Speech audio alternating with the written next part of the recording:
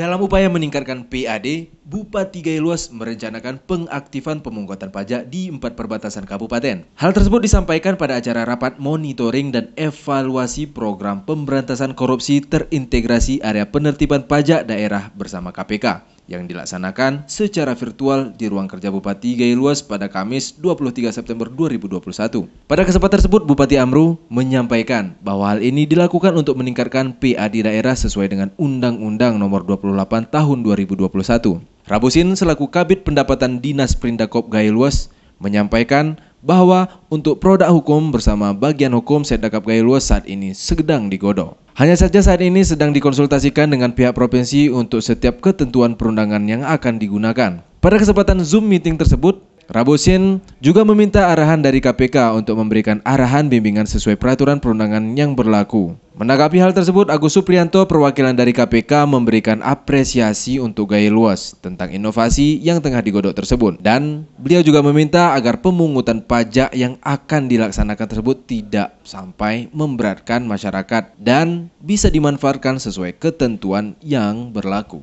Rutin dilakukan oleh tim pencegahan korupsi dari KPK melakukan bimbingan untuk sasaran 8 area terkait dengan pencegahan korupsi di Kabupaten Gailuas.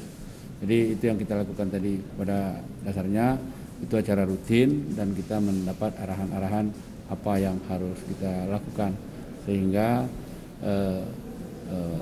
korupsi tidak terjadi di daerah kita. Ya, tentu itu harus dilengkapi dengan regulasi. Ada dasar hukum kita untuk membuat perbub dan kanun.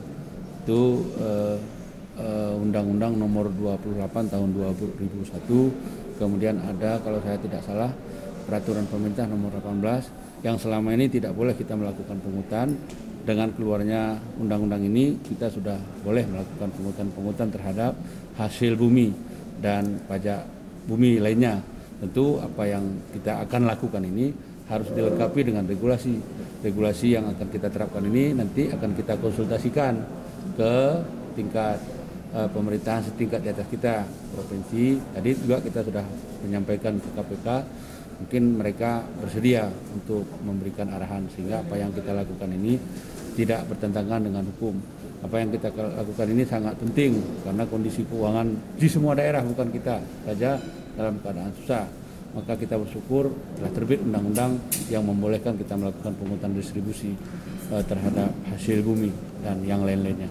Ya, kita akan lakukan tentu di perbatasan-perbatasan bekerjasama dengan petugas-petugas, mulai dari perhubungan, kemudian dari kepolisian, TNI, dan petugas pajak. Sebelum itu kita lakukan, kan harus kita siapkan dulu regulasinya, aturannya. Jangan nanti pungut sembarang pungut, jadi dikira pungli, nah, berbahaya juga. Makanya sebelum matang peraturannya kita belum lakukan.